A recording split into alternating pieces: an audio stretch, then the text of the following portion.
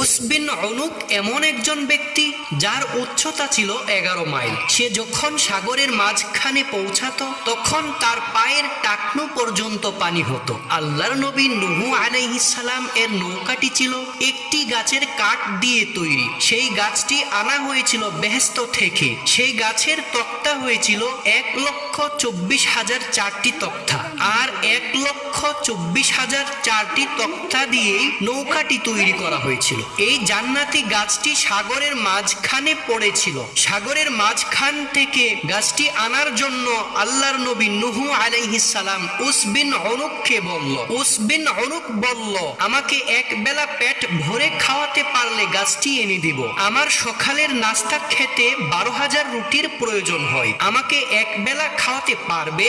তখন নূহ আলাইহিস সালাম বলল, ইনশাআল্লাহ পারবো। গাছটি এনে দিলে নূহ আলাইহিস সালাম